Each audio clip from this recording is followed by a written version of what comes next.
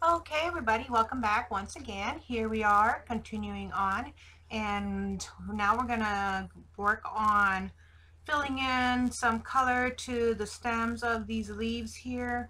We got a few of them to do, but that should be fairly easy. And then we got the last pieces of these leaves that we need to color in, and we have one more design of leaves. So we've got an area up here, over here, and then down here as well. And the three colors that I have chosen to use for this is going to be, okay, let me see. It's going to be May Green, and that is the number 170. Then I've got the Olive Green Yellowish again, 173. And then the Sanguine, number 188. And of course, all these color names will be listed in my description box below. So don't fret if you can't quite see the names of the... There you go. Actually, it's actually showing up pretty good today, but there you go. May Green, Olive Green, Yellowish, and Sanguine. So what I'm going to start out with is I'm going to go ahead and let's go ahead and start coloring in these stems here and just start filling that in. For that, I'm going to start off with my olive green, and I'm just basically just going to go over those white lines that are showing us of the stem of all these leaves, and I'm just going to start filling it out. And that's all pretty much that we need to do with these stems here. We got some other stems coming out, and that is for the berries there, so we're going to leave that alone. I think we'll do a different, maybe a brighter green layer on for that. We're just going to color in the stems of the leaves here. So just grab your olive green yellowish from the Faber Castell set. I'm using colors out of my 120 piece set, which, by the way, if I haven't mentioned yet, Faber Castell is still pretty new to me, so I'm still learning how to go, how to use them properly. But one thing I have learned is that it's best to use and to color with them in layers than to go and use a heavy hand on them. So I am looking here to make sure that the stems that I'm coloring are only for the ones for the leaves and not for the berries here. So like I said, I want those to stand out a little bit from the stems. Okay, so I've gotten that area done. Now we got to go up here. Move my book down. So we're going to go up here and fill out that line right there for that stem. Just lightly go over it with your olive green, yellowish. So the leaves are dark, so we're going to make the stem darker as well. It's got that green orange tint to it. And we got one more area here. So I'll get that filled in. I know my hand is blocking. It's blocking your guys' view. That's the one hard thing about making videos like this. Sometimes you just end up blocking the camera. And it's not intentional, because of course I wanted you guys to see how I go and do this. Okay, so I've gotten those leaves filled in with that olive yellowish green. And now we're going to go ahead and get started with these leaves right here. I'm going to show you how I am going to do one leaf, and then that same technique is going to be used for the remainder of the leaves on this page. Okay, so I'm going to continue on using my olive green yellowish number 173, and I'm going to start adding some color to this leaf down here. It's got some corners that are like tucked in there behind the petals of this flower there. So I kind of got to get in there. It would be very, very helpful if you have a sharp pencil tip because the areas are very, very tight in there. Trying to angle my hand here so it's not blocking too much of you guys' view.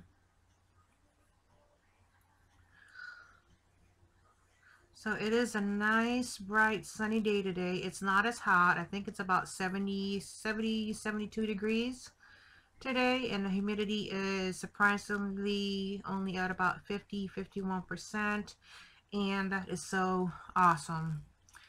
I know when summer starts to hit, it's going to get so humid here in Arkansas that I'm going to barely be able to stand outside or go outside with my lupus. I'm very photosensitive, and just a little bit of sun causes me to itch and break out, and I have a hard time seeing with bright lights.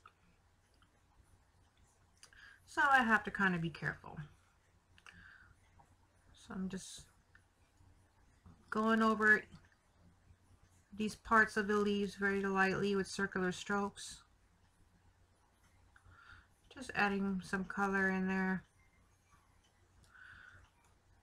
I'm just kind of gauging it at the moment of how much of this olive green I want to use. I'm trying to think in my head as I go along as what effect do I want.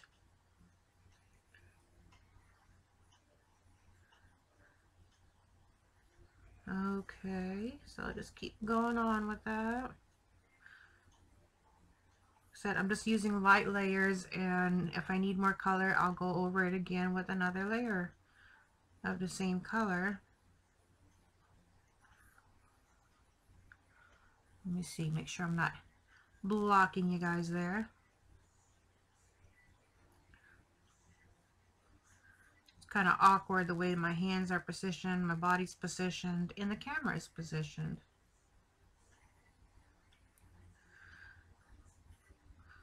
So I'm just filling out some color here. Trying to decide how dark I want this olive green yellowish to be on my leaf, and go from there. I think I want a little bit more on this area here.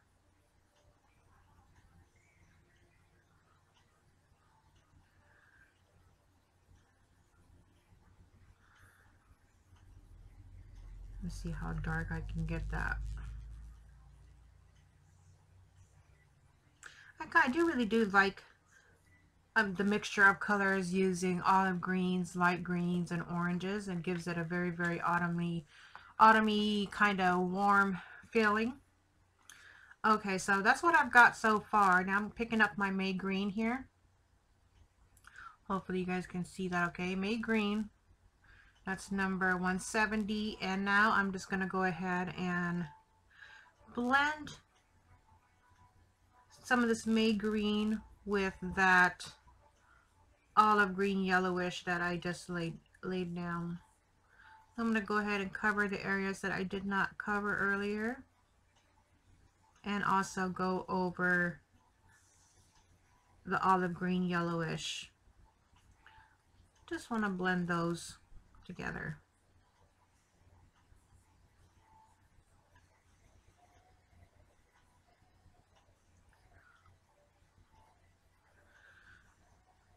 Okay, so for this page, actually, my inspiration for the colors that I'm using, because I'm going to give credit where credit is due, is an inspiration that I got from watching one of Chris Cheng's coloring video of the same picture.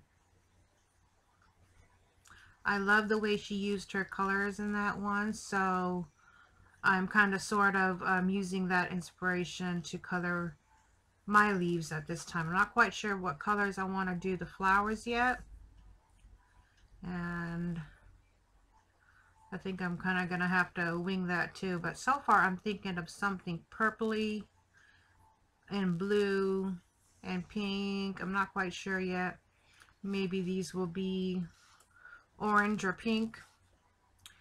Like I said, I am not quite sure yet. I haven't quite gotten that far of thinking of what colors I want to use for the flowers. Okay, so that's what I've got so far. And now I'm going to pick up my Sanguine number 188. Look at my fingers. My nails, the skin around my nails on my fingers are so dry. I mean, I do nothing but wash my hands, and so they get dried out quick because of the water and soap. Okay, so with my Sanguine, I'm just going to add a little bit of color in here with it.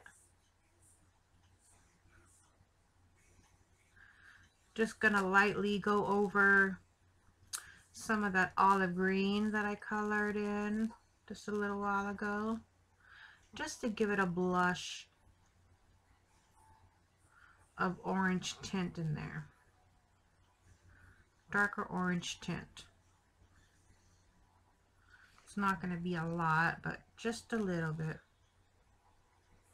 Like I said, just a blush of color. Kind of randomly just going over just the areas there that has the olive green yellowish in,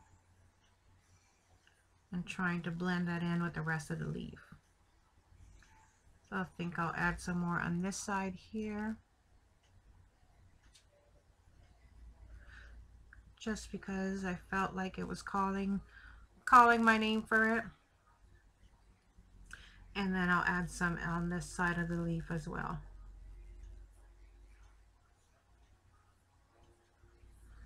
So like I said, I'm just showing you how I'm going to go about coloring the rest of these leaves, and then you guys can work on the rest of the leaves on your own.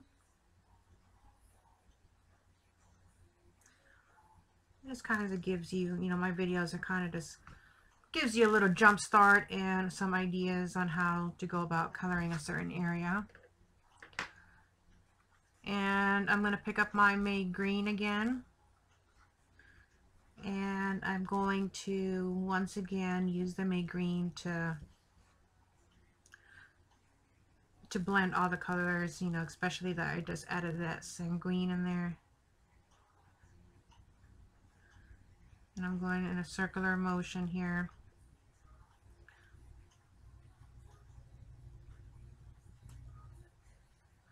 One thing I do like about the Faber Castell Polychromos is that since they are oil based and the leads are harder, it sure does hold a sharp point longer than the Prismacolors do. But I still love my Prismas, and I think my next picture that I color will be from using Prismacolor pencils. So I'm just, like I said, blending in that all the colors in together with the May Green until I'm satisfied with the effect that I have. And I think I'm pretty much there already. So there is that. Now just go ahead and, using the same techniques that I did, go ahead and get the rest of these leaves colored on, and then we'll meet back up again later. We'll see each other's finished leaves area, and then we'll start working on the cherries and the flowers. So that's it for now, and I'll see you guys next time.